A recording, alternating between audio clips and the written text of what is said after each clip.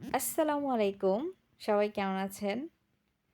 তো আজকে আমি হাজির হচ্ছি একটা মিষ্টির রেসিপি নিয়ে। এটা হচ্ছে ছানার মালাই চপ। তো এই ডেজার্টটা অনেক মজার হয় এবং ঈদের সময় বা কোনো মেহমান আসলে আগের দিন করে রাখলে অনেক ভালো হয়।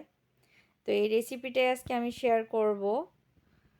তো কিভাবে করলাম সবকিছু দেখেন।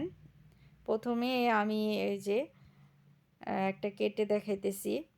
তো এটা এত মজার আসলে খুব ভালো লাগে। আর একটু ঠান্ডা ঠান্ডা খেলে আরও বেশি ভালো লাগে ফ্রিজে রেখে খেতে। তো প্রথমে আমি যে কাজটা করব, আমি এখানে ওই যে ছানা কেটে নিলাম। ২ লিটার দুধের মধ্যে ২ টেবিল চামচ ভিনেগার একটু পানির মধ্যে দিয়ে ছানাটা কেটে নিছি। এটা বেশিক্ষণ রাখার দরকার নেই। ছানাটা একটু ঠান্ডা হলে একটু ১ ঘন্টার মতো ছানা পানি ঝরিয়ে তারপরে নিতে পারেন। তারপরে যে কাজ করতেছি এটা দেখে বুঝতে হবে এখানে আমি কিচ্ছু মিক্স করব না। এখানে শুধু ছানাগুলোকে মথে নিব ভালো করে। একটু মথে নিতেছি, ম্যাশ করে নিতেছি। তো উল্টিয়ে পাল্টিয়ে আমার মথা শেষ। তারপরে এই তো আমি প্রত্যেকটাকে আমি সাইজ করে গোল গোল করে নিয়ে মিষ্টির সাইজ করে নিব, যেভাবে আমি মালাই চপটা বানাবো। আপনারা গোল করলে গোল করতে পারেন বা একটু লম্বা শেপ করলে করতে পারেন।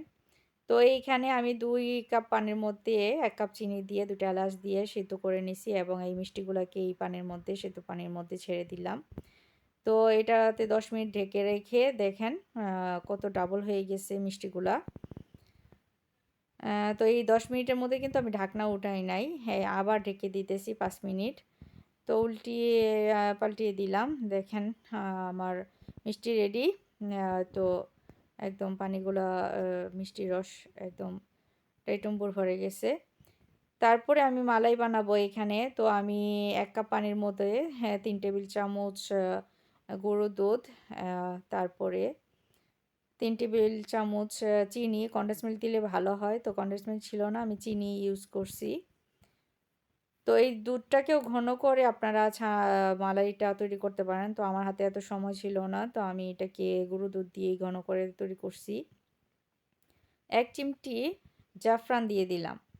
তো দিয়ে এই তো বলক উঠলে আমি মিষ্টিগুলাকে দিয়ে ঢেকে দিব।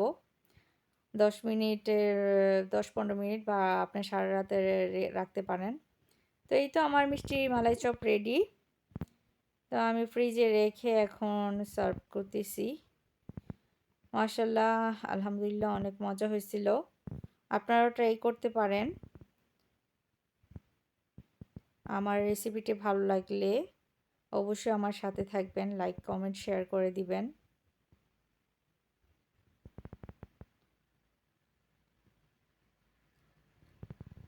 তো ধন্যবাদ সবাইকে আমার রেসিপিটি দেখার জন্য। আল্লাহ হাফেজ।